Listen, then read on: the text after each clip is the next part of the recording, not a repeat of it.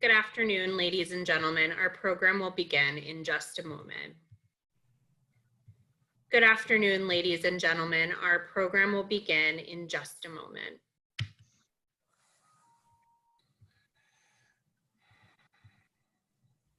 Good afternoon, ladies and gentlemen. Our program will begin in just a moment.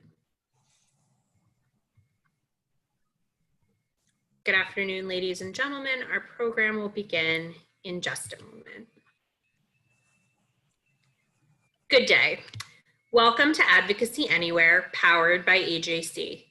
Advocacy Anywhere is AJC's new digital platform that will enable you to engage with AJC's global expertise, content, and advocacy from wherever you are. Today's program is brought to you in partnership with Jewish Insider. You can sign up for Jewish Insider's daily kickoff by visiting www.jewishinsider.com. Today, we will be discussing AJC's groundbreaking diplomatic work in the Arab world. Joining us are Jason Isaacson, AJC's Chief Policy and Political Affairs Officer, and Benjamin Rogers, AJC's Associate Director for Policy and Middle East Initiatives. Our conversation will be moderated by Joanna Lieberman Snir, AJC's Deputy Director of Leadership Development and Board Engagement. After we hear from Jason and Benji, we will take your questions. You may email your questions to questions, that's questions plural, at ajc.org, or use the Q&A feature in Zoom. Joanna, you have the floor. Great, thank you. Hello and welcome to the hundreds of viewers that have joined us from across the country and around the globe. The Arab world is vast and varied, comprising over 400 million people. And more than 2 decades ago, AJC, under the leadership of our panelist, Jason Isaacson, made the decision to make reaching out to this region a priority.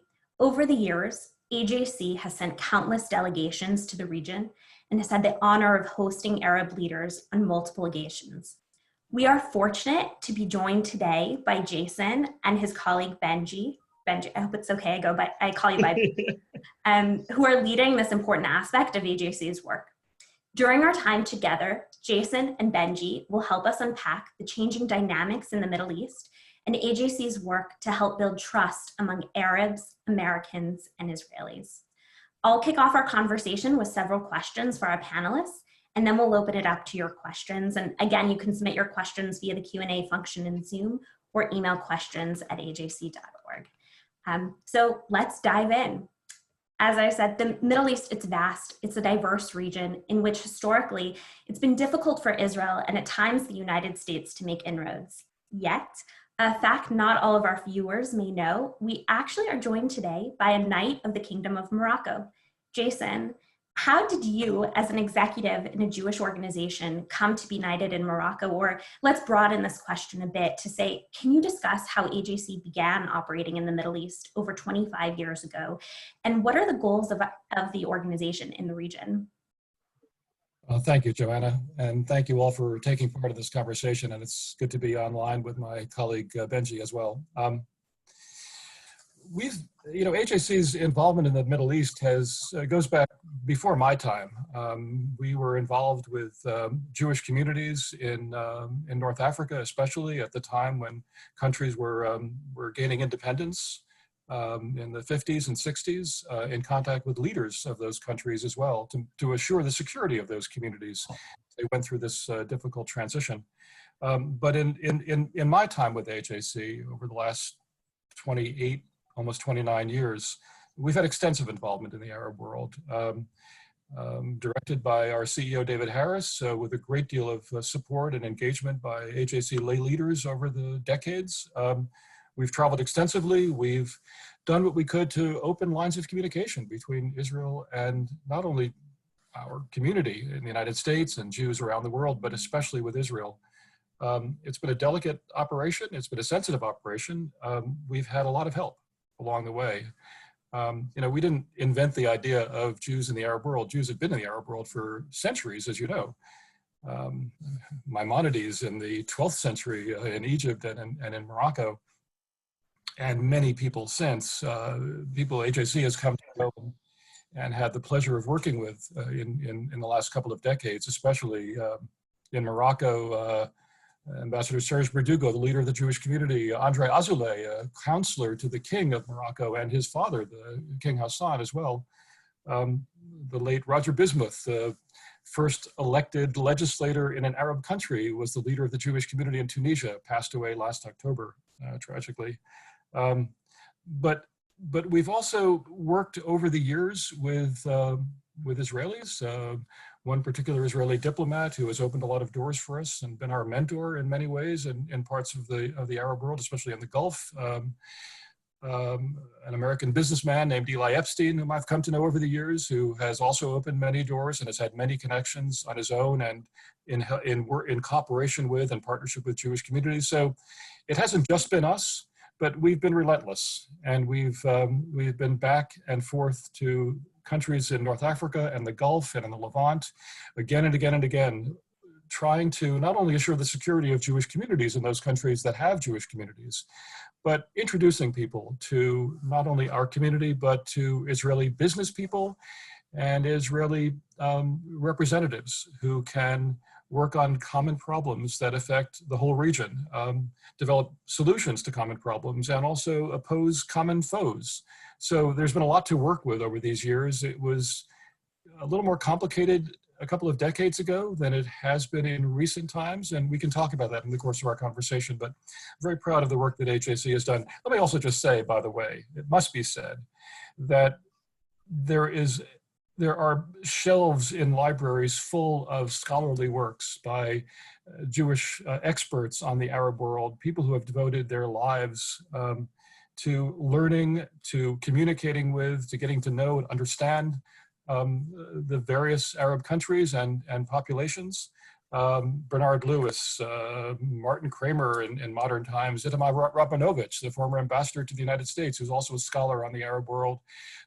People like my good friend Robert Satloff, American diplomats who have served in the Arab world and have come to know the Arab world and been respected there, from Daniel Kurtzer to Dennis Ross to Martin Indyk to Aaron David Miller. There's a huge body of people who have worked on this issue of developing closer relations between the Arab world and the United States, the Arab world and Israel, the Arab world and the Jewish people, breaking down misconceptions, encouraging cooperation. And AJC is proud to be a part of that tradition. Yeah, I think the only other thing I would add is, in addition to the work with Jewish communities and to our missions to the region, which are essential, on a daily basis, we are engaged with the diplomatic community from these countries. I think just like it's, just as important as is to visit these countries and get a sense of what life is like, what the real issues are firsthand, you also have to be able to talk to the diplomatic community to hear what are the major issues for these governments. Also allows AJC to express what our major issues are. Very much a two-way street, learning where there's openings for cooperation, learning where there's needs. The other thing that we've been seeing more and more as the youth rate in the Arab world is growing. Right now, it's about 50 to 60% of each country's population is under the age of 30. It's really it's a huge number. It's the second highest youth rate in the world after sub-Saharan Africa. And what this does is present new opportunities for AJC to also engage with younger civil society leaders, with younger business leaders. The idea that, look, AJC has been doing this for decades, but let's start now also building new connections to the next generation. And I think this has also been an area right now where AJC sees a lot of potential. Great. So let's turn now to several more specific geopolitical issues in the region. And I think it's hard to have a conversation about the Middle East without talking about the elephant in the room, Iran. The Iranian regime has long been a destabilizing force in the Middle East. How is the region working to combat the many challenges that Iran poses? And if you can speak about how AJC has been working to combat Iranian aggression in the region as well.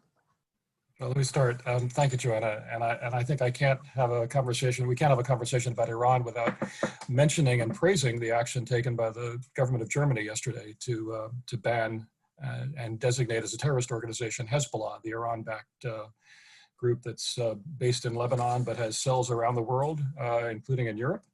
And the fact that Germany has taken this really important step, we hope will encourage others in the European Union and elsewhere around the world to designate Hezbollah as the terrorist organization that it is and to basically put it out of business. Iran has, I would say the Iranian regime, I want to strike a distinction between the people of Iran and the Iranian regime because, of course, as you know, until the Islamic Revolution of 1979, there was a relationship, a very close, important relationship between Iran and Israel. But since that time, the regime has not only repeatedly threatened Israel with destruction and what it can to arm the Hezbollah militia in Lebanon with 150,000 or so rockets and missiles, and launched attacks of various kinds over the years against the state. But it has also created a great deal of trouble for its neighbors. It has been behind subversion in a number of Gulf countries. It has, of course, cooperated very closely with the Syrian regime and the killing of hundreds of thousands of Syrian people and driving many millions out of that country as well. It has been a blight on the region. And it has therefore formed the basis for, I would say, a kind of a quiet alliance, an under-the-table alliance between Israel and a number of the states, especially in the Gulf, but also more broadly. All of the Arab governments that are threatened by Iran, that have actually suffered from terrorism in their countries or the arming of militias or guerrillas that have threatened the people of their countries, have recognized that Israel is a potential partner. We in the United States, of course, have worked closely with successive administrations and with members of Congress to call attention to the threat posed by Iran, to support necessary sanctions that would, we hope, handicap Iran, the Iranian regime, in its efforts to cause instability and fund terrorism around the world. But it has so much blood on its hands. It needs to be held accountable. AJC continues to work with our own government and with other governments to make sure that takes place. Yeah, and Jason, I think the what you brought up about it gives now, or this realization that Israelis and Arab states have a commonality in their desire to prevent Iranian aggression in the region is hugely important. And I think from AJC's perspective too, our hope is that this relationship goes just beyond the need for security cooperation and expands further. I think, look, in the time of COVID, clearly there is desire and opportunities to work together on issues such, beyond security. Medical right now can be huge, but economy, technology, a shared history. We were talking about the rich Jewish history in the Arab world and better understanding of that. I think the hope is that this cooperation allows Israelis and Arabs on a greater basis to realize what could be done through more cooperation. Great. And let's turn now more specifically to Israel and to the Israeli election. So for the past year, we've all been closely watching the Israeli elections, and it looks like perhaps as early as next week, we'll see a new government formed. And while the agreement's not finalized yet, it looks like it will likely be a coordination Likud blue and white ministers that this government will soon take shape. So can you talk about what impact the formation of this new government will have with relations with the Arab world? And also, what are some of the opportunities or perhaps challenges that this new government will face? Let me begin. Look, having a stable, permanent government has got to be good news after 3 elections. holding off a fourth possible election and that kind of uncertain atmosphere that creates, and also a degree of paralysis in many of the bureaucracies of a government, naturally. So it'll be just good news in terms of having a partner for the countries in the region that is predictable, that has a set series of policies that can implement the policy decisions that are taken. Good for the United States, of course, as well, to have that firm partnership, which really hasn't been threatened in this peculiar period of temporary government. But it'll be obviously so much clearer when there is a government that's sworn in with basically a mandate to move forward. And the fact that it's a broad coalition, I think, lends the possibility that there will be compromises made, understandings reached across the different divisions within that society that may also allow for even more cooperation with the countries in the region.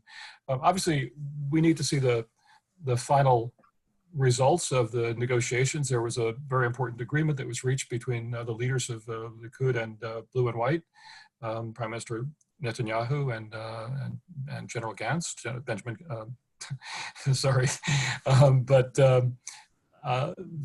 there are still some questions about aspects of that agreement and the degree to which that agreement is what is finally the government mandate. We're seeing that play out over the coming days, but what it looks like is a government that very much wants to continue in the tradition that has existed over years now of reaching out to the region, reaching out to Asia, reaching out to Africa, reaching out to the Arab world. There have, as you know, been a number of really breathtaking, important breakthroughs that have taken place between Israel and Arab states. I'm not talking about the peace treaties that exist between Israel and Egypt and Israel and Jordan, but the fact that Prime Minister Netanyahu visited the Sultanate of Oman a year and a half ago, a really historic visit to a country with which it does not have full diplomatic relations, but with which it has a series of agreements, particularly on the issue of desalination and water resources. They work together on a common project that affects the entire region. The fact that there have been Israeli ministers who have gone to Bahrain and the UAE for various conferences. The fact that Bahrain hosted the Peace to Prosperity workshop that the Trump administration put together, that Jared Kushner led, to discuss Israeli-Palestinian issues. And there were people from across the region who took part in that. And that was under, a Likud-led government, not a coalition kind of government. I think that there is a great deal of hope across the region that with a government that's broader, that brings in other centrist elements within that government, will even inspire further progress in the direction of Arab-Israeli relations. Yeah, I mean, I think I agree with everything that Jason said. I think right now, when you look in the region, it's impossible to predict what things will be like. I think we're at a very unstable time. There's several issues going on. I think the biggest, though, for the region right now will be what does a COVID or post-COVID Middle East look like? And I think that's where we're going to see huge question marks, huge challenges that this Israeli government will have to deal with. Economy, what is the, Israel's economy will, I think, undoubtedly be impacted by this, but it's coming from a strong place and they will be able to weather the storm. But what does this mean for other economies in the region that weren't that strong to begin with? If we look at the major industries in the Middle East, tourism is one. Tourism doesn't really exist anywhere in the world right now. The oil industry, massive industry in the Middle East. What happens when oil, which is now at a historic low, the demand is at a historic low, what does that mean for the rest of the region? And by the way, when we talk about oil, it's not only that oil is in the Gulf and therefore it's only the Gulf that's impacted. There are many different Arab citizens from around the region that actually work in the Gulf and then send money back home. So if that's not able to happen, what does that mean And I guess for the Israeli government, if economies are going to be weak, what does that mean for the stability of some of Israel's closest neighbors? I think what we've seen in the past couple of years is that weak Arab neighbors do not make Israel stronger. I think the ability for Israel to work with its Arab neighbors is really what helps to strengthen it. So I think that will be a challenge. And then just added on to that, the Israeli government is also going to have to continue to work with the U.S. government in the region. I think there's question marks right now. What will the U.S. role in the Middle East be in a post-COVID society? Is there going to be this desire to turn inward? And if the U.S. is turning inward and withdrawing from the region, something AJC very much hopes does not happen, something we will be advocating, to maintain a smart and positive role in the region. But if the U.S. withdraws, does that mean we're going to see the rise of other big powers in the region, particularly China and Russia, which we've already seen growing? I think these will be big questions for the Israeli government. Joanna, let me pick up on something that Benji was talking about, how COVID is going to reshape certain things in the region, but in particular, the opportunity that exists for cooperation to fight the pandemic. And AJC had a webinar, as you know, and many of our viewers, I think, know that we had last Friday with Nikki Mladenov, the UN Special Envoy on the Middle East Peace Process. David Harris interviewed him in this webinar. And he talked about the cooperation between Israel and the Palestinian Authority, aid that has gone from Israel into Gaza as well to help deal with this, with the contagion. The opportunities exist for much broader cooperation. There already is a degree of technology sharing that we're aware of between Israel and states in the region, beyond those with which it has diplomatic relations. But so much more could take place, whether through international organizations, WHO, possible cooperation with the Arab League or with GCC, but state-to-state relations, sharing of technology, sharing of equipment, purchases of equipment back and forth. We're hearing rumors about some of this. Not a lot of it has been confirmed, but the opportunities are vast. And of course, what Benji is saying about the economic impact, which will be broad and deep, alleviating that impact, mitigating that impact, is something that Israel, with its high-tech sector, with its multiple advantages and opportunities that can exist, that can fuel a resurgence of economies, not only in Israel, but across the region. These are opportunities that we hope that the region's leaders will recognize and seize. Great, thank you, Jason. And before we turn to our audience questions, I have one last question for our panelists that picks up on this conversation that we're having now about COVID-19 and the uncertainties that surround it. And I'm hoping that you can speak a little bit about how AJC is adapting its work to remain relevant in the region, given the current uncertainties. Well, I hope you like my new office, by the way, Joanna. And Benji's and yours. We're, as you know, and as many of our viewers know, we have done I think a pretty effective transition into this new online workspace.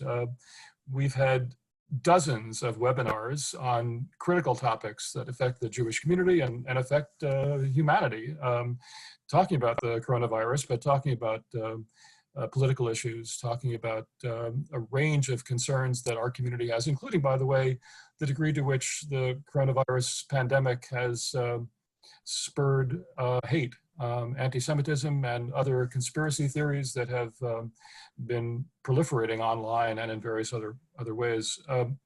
But we've attracted 1 million viewers plus to a lot of the programming that we've been doing, and we will continue to do this.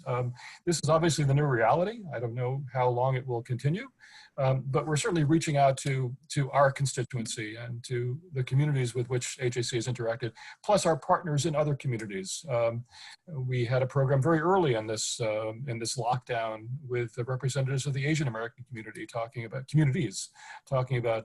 bigotry directed there. but we will also continue to do our advocacy online. Benji and I are in regular contact, and our colleagues here in Washington, but around the country and around the world are in regular contact with governments on Zoom, on just regular old telephones, and of course on email. That has not stopped. I would say, in fact, in some ways, even amidst the tragedy and the anxiety that we are all suffering, we've reached out to more people. Our informational work and especially our advocacy work is undiminished. I would say it's even heightened because of the new tools that we have quickly come to use in really exciting new ways. That's my interpretation, is that the work that we are doing has never been really easy as effective as it has been in these last weeks. We have shown that it's possible to be a very effective educator and diplomat and partner of other affected communities online as it is in person. What we miss is the AJC Global Forum in Berlin next month. What we miss is being together and shaking hands and working around a conference table together on common issues. That we miss, and that we are hopeful we will come back to shortly. But in the meantime, I think we've adapted well. Yeah, I would also just add to that this is a great opportunity to reach out to our partners in the region. It's a great opportunity to build the trust, to really work the relationships that in our regular day-to-day, going from one event to the next, one meeting to the next, we miss the opportunity to really sit down and build trust between our key partners. And with this new virtual lifestyle, it's actually allowed us to kind of go back to those relationships and say, this is great. Why don't you meet some people within our organization? We've been doing a lot of events between Young Arab Leaders and Access, which has been great. We've been in contact with some of our partners in the region, like the Mamuna Association, which is for those who don't know, it's an organization made up of young Arab leaders looking to preserve and promote Jewish heritage in Morocco. Not only as Jewish heritage, but as Moroccan heritage. Judaism is intrinsically part of the Arab world, intrinsically part of Morocco. And so we have this rare opportunity to say, okay, what can we do together on a virtual basis? And I think that has been a big positive of where we find ourselves right now. Great. Now we'll go to audience questions. Thank you so much, Joanna. I just want to remind our audience that if you'd like to ask a question, you can email questions, that's questions plural, at ajc.org, or you can use the Q&A feature in Zoom. Another thing I just want to mention is that we've received a couple of emails that people were having technical difficulties with this session. If you do get kicked out of the session, we are also live streaming on Facebook, or you can try to rejoin through Zoom. But our first question, actually several people have been asking something along the same lines, including Alan Van Fleet, the AJC Houston Regional Office President. Some of the governments in the region have autocratic tendencies and don't reflect democratic values. How do we balance our commitment to our values when doing this work? Jason, let's start with you. Good question. Thank you for that. Dealing with countries that have autocratic governments is not unfamiliar to us and to other non-governmental organizations. And it's not unique to the Middle East. And over the years, we have found ways to work on the issues that are of greatest concern to us, to our community, even recognizing that there are aspects of policies of various governments with which we strongly disagree. And we find ways to raise those disagreements in ways that we hope will at least keep the door open for future contact on the issues that are of most concern to us and to our community. Again and again, we have found ourselves in situations where we know the record, we know the history of a particular leader or a particular government on issues that are really fundamental to us. we find ways to approach those governments and try to at least enter a different narrative and a path forward. I think that we've been successful, not 100% of the time. We've had challenging conversations, but for instance, if a country is a serial violator of human rights, and there are so many countries in the world, it's not only in that region, as you know, but it has, let's say it has a small Jewish community. Let's say it has an important relationship with the United States. Let's say it has the possibility of a relationship with Israel. Do we shun that government and close off the possibility of doing what we can to intervene on behalf of that community, or intervene on behalf of a strengthened relationship with the United States, a strengthened relationship with Israel? That would be a mistake. We find ways to communicate our concerns, our values, but to recognize why we exist, what this organization was really founded to do, and that is to protect our people, and to protect and to defend our values. First value is life, but if we can open up lines of communication and keep them open, even with the most complicated circumstances, even with other issues that are really important, but maybe in order of priority a little bit less important to our constituency, that's what we'll do. That's what we are asked to do, and that's what we have continued to do for more than a century. Great. Several people are asking, including Executive Council member Susie Jaffe of New York, would steps that Israel takes to annex part of the West Bank make this work more difficult? What would the implications be? Let me start with that. Thank you, Susie, and thank you others who may have posed this, a similar question.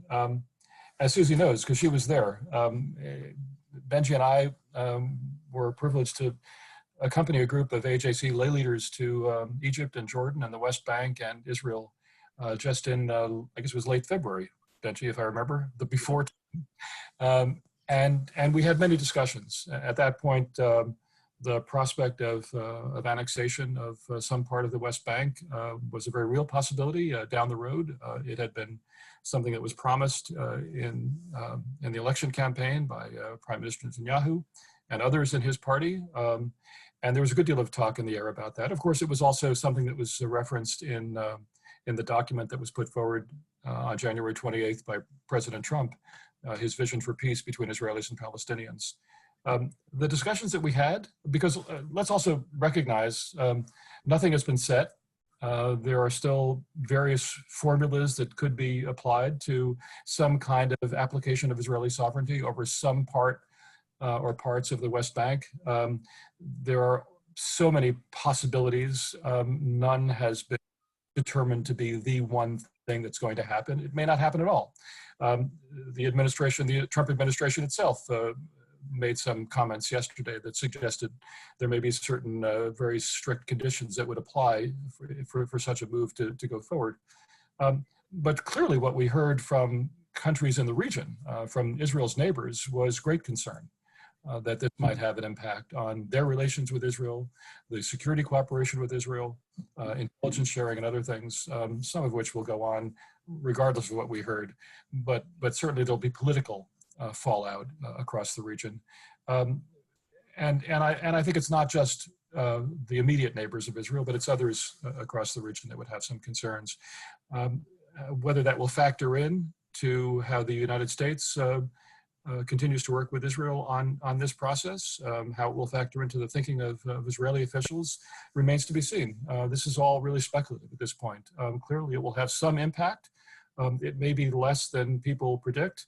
Let's also remember the furious impact that was predicted when the United States moved its embassy from Tel Aviv to Jerusalem. Many people were predicting that horrible things would happen to American embassies around the world, and the possibility of a massive disruption in relations between Israel and Arab states, those with which it has diplomatic relations and those with which it doesn't have diplomatic relations. And really, it washed over us pretty quickly, and it didn't have a big effect. So it's possible that that will also be the case. But annexation is a horse of a different color. It could have a serious impact on the ability of a two-state solution to move forward, depending on how it's structured, the conditions that are applied. And so we're really full of questions at this point. We'll know more in the coming months. Great. Our next question comes from Corey in Bethesda. Understanding that most conversations you have in the Middle East with Arab leaders are off the record, but to the extent that you can speak to it, how high on their agenda is the Israeli-Palestinian conflict? Benji, let's start with you. Yeah, look, I think it depends where you are. When you go and you visit a country like Jordan, Israeli-Palestinian conflict is very, very high on the agenda. When you go to a country like the UAE or anywhere in the Gulf, not as high. Israeli-Palestinian conflict is very important to the Arab world. I don't want to give any indication that it's not, but I think there's this realization about, let's look at the real realities on the ground today. What are my threats? What do I need? Most countries answer security and economy. And if you deal with security and economy, that's separate than, in many cases, from the Israeli-Palestinian conflict. And I think Arab countries are starting to realize, how can we solve this issue? And also, how can I have relations with Israel? Funny enough, the countries that, this issue is most important to, Egypt and Jordan, have already figured out a formula for having peace with Israel. I think the other thing that is important to realize is that as these countries are starting to focus on Israel a bit more in ways that cooperation could be expanded and enhanced, you're also seeing this internal debate on just Judaism in general in the Arab world. Right now during Ramadan, there's all these mini-series that come out. Right now, I believe there's 2 or 3 that deal with Jews in the Arab world. I think 2 of them are positive, one may be much less positive. But what it is this conversation on who are these people and how are they connected to me? How are they connected to my culture? How are they connected to my identity? And I think that conversation also helps and deepens what is my understanding of Israel and what is my understanding of the Israeli-Palestinian conflict in ways to progress it. Yeah, by the way, let me just build on that. Really important point. I'm glad that you mentioned the videos. And as you know, there has been a history of Ramadan videos, some of which introduce viewers to the history of Jews in the Arab world, some of which are quite negative and destructive in terms of how people form their views about Jews, but also, of course, about Israel. There are some real positive trends that we've seen in recent years, and AJC has been doing what we can to encourage those positive trends, and we do it in a variety of ways, including, by the way, through the Arabic video series that we launched earlier this year. Those of you online may have seen the first 3 in this series. It's called Anya al-Yahud. It's introducing Jews to the Arab world. We've had one on who are the Jews, one on Muslim-Jewish relations over the years, and one just recently on the Holocaust. AJC's interreligious work, our activity in that sphere has also tried to do what we can to break down barriers between Arabs and Jews, between Muslims and Jews.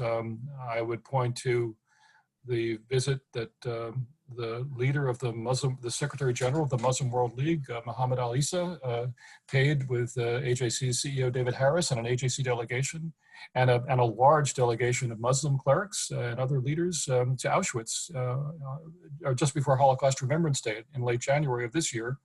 The visit of our colleague, Rabbi David Rosen, AJC's International Director of Interreligious Affairs, who's based in Jerusalem. The visit that he made to Riyadh in February and met with King Salman of Saudi Arabia. That was an historic visit. The Auschwitz visit was historic. There have been these breakthroughs. At the same time, let's not pretend that there aren't other negative reports and a lot of social media activity and textbooks in schools and all kinds of propaganda against Jews and against Israel that has been a big troublesome background to a lot of what AJC has been trying to do over the years. We've made real progress. We can't forget that there is a lot more progress to be made, but I don't want to neglect the progress, and AJC has been part of that progress as well.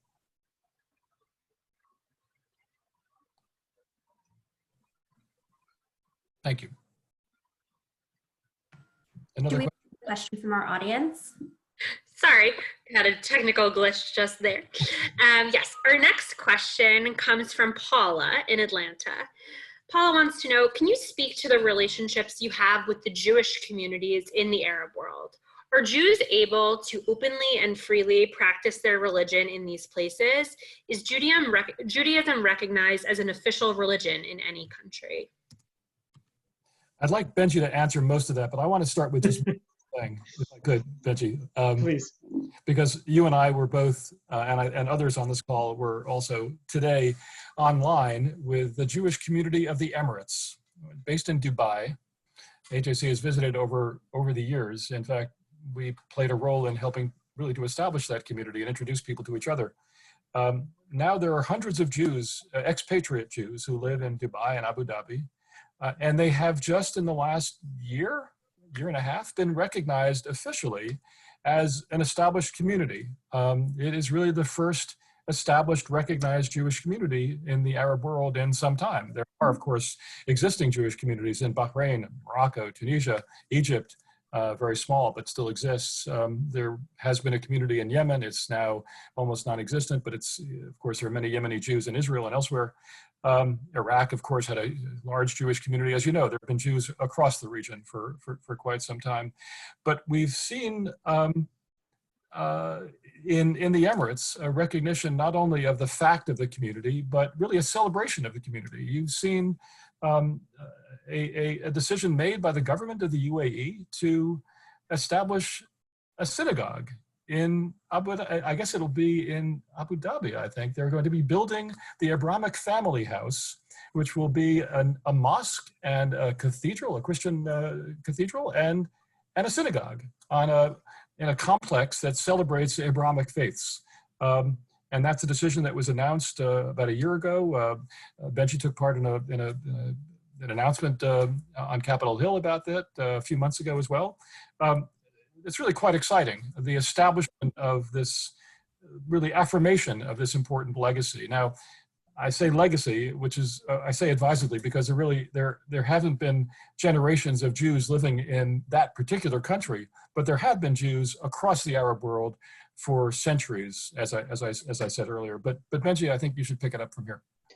Yeah, no, it's a great question. And for me personally, this has been one of the more eye-opening and fascinating parts of getting to work in the Arab world.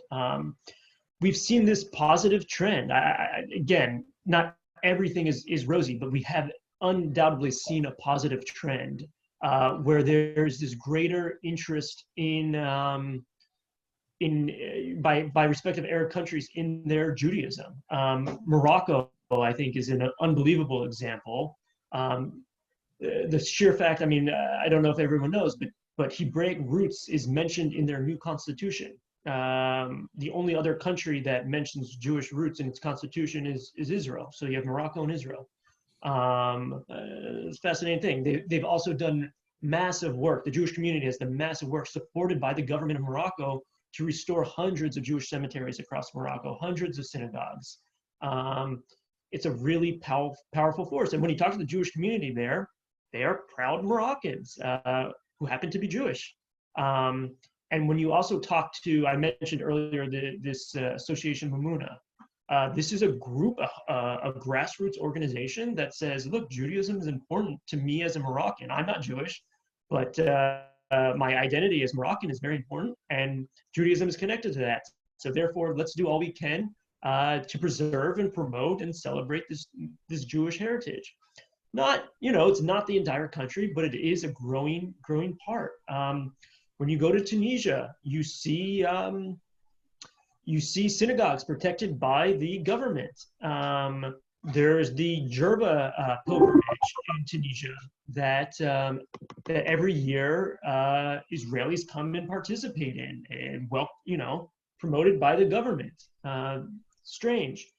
Egypt has just donated millions of dollars to restore synagogues in Alexandria. The Jewish community of Egypt is less than 10 people. The fact that the government is using this money to invest is an important measure that this is part of Egyptian heritage. And we're seeing this, as Jason said, in the Gulf, not only in the Emirates, which is very exciting, but Bahrain has a Jewish community that the government invests and protects in and promotes and participates in the government. There are these rare opportunities these rare occurrences that you wouldn't necessarily think of when you talk about Jewish heritage in the Arab world, but it is this growing vibrance and this growing interest in what it means, what this Jewish heritage means for me, for Arab identity. I think there's bigger questions there.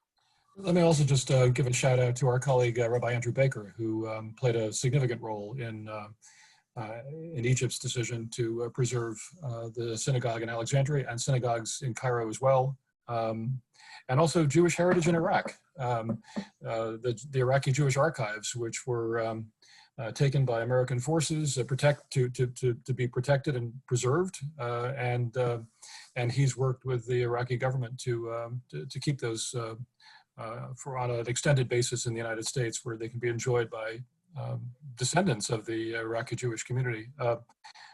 So AJC has played a role quite broadly in not only the work that we are doing with the community, with governments today, but really the preservation of the heritage of centuries past. And if I may, one more thing.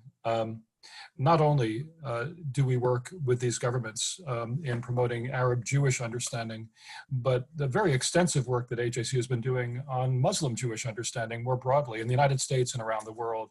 And I think it's important particularly to highlight the work that Dr. Ari Gordon, Rabbi Noam Marins, who is in charge of our interreligious programming, have been doing with our Muslim-Jewish Advisory Council that we created a number of years ago in partnership with the Islamic Society of North America, but with prominent people in the Muslim communities of the United States and the Jewish community of the United States to work together on issues that affect both of our communities. It really fits quite well into the work that we're trying to do in the Arab world, and that we have done successfully over the decades in the Arab world.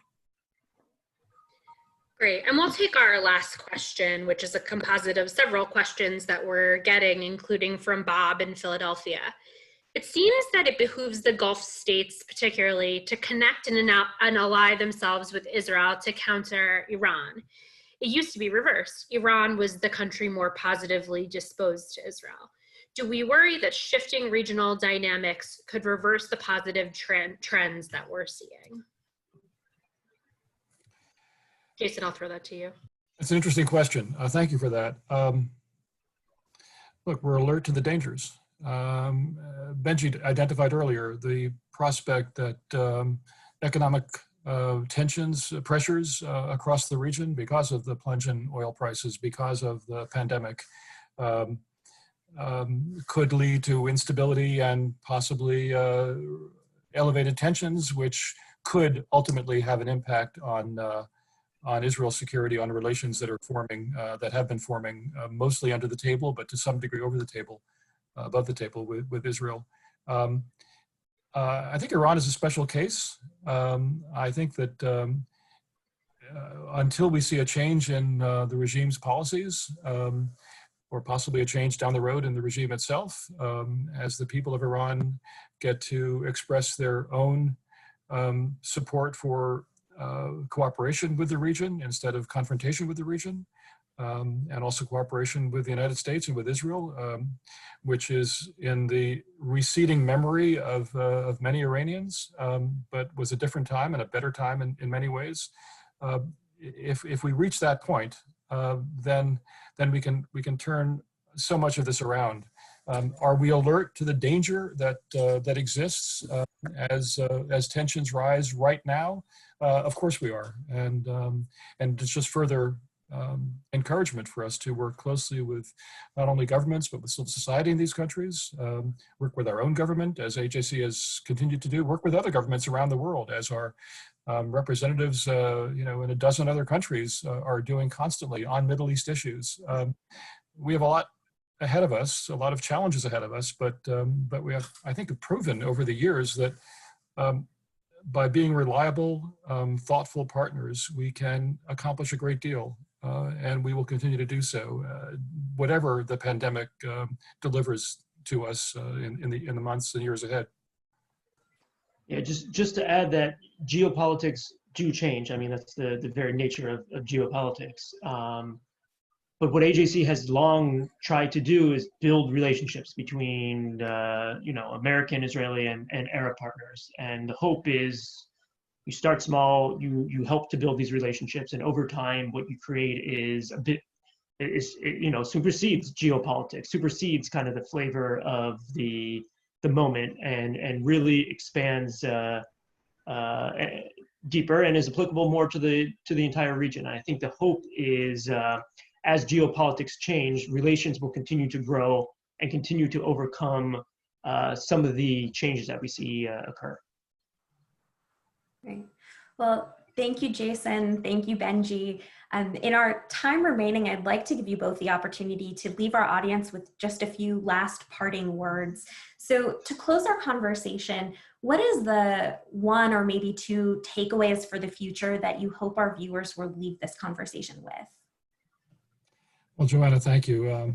It's really been interesting to kind of look back at what we have sought to accomplish over the last quarter century or more.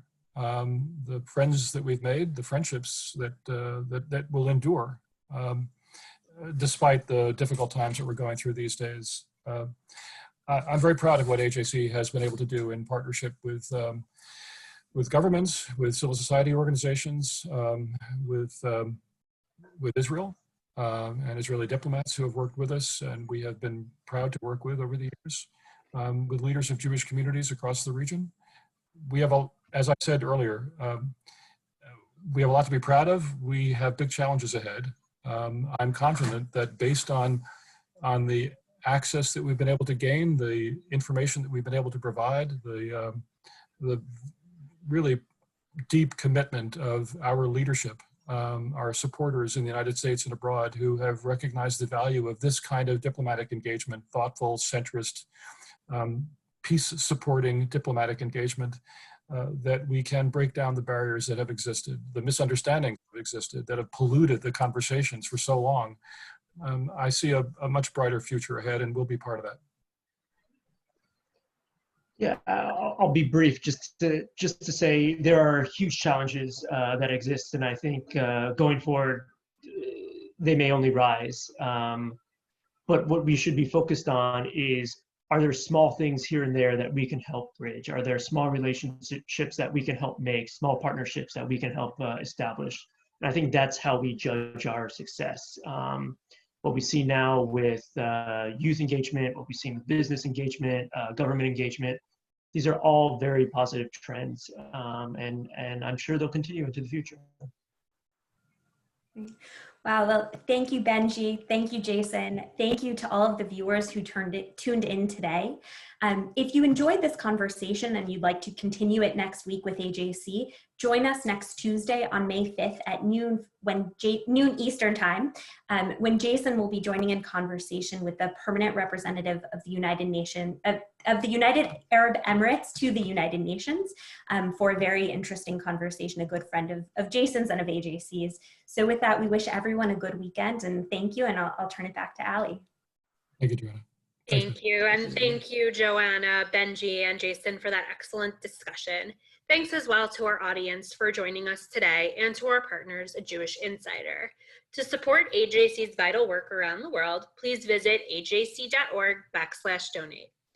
Please join us, in addition to the program that Joanna mentioned, for our next Advocacy Anywhere program, which will take place on Monday, May 4th at noon Eastern with Jewish hero Refusnik and former Jewish agency head Natan Sharansky. To register and learn more about AJC's Advocacy Anywhere programs, please visit ajc.org. Shabbat Shalom. Please stay safe and healthy, everyone. Shalom. Bye. Thank you.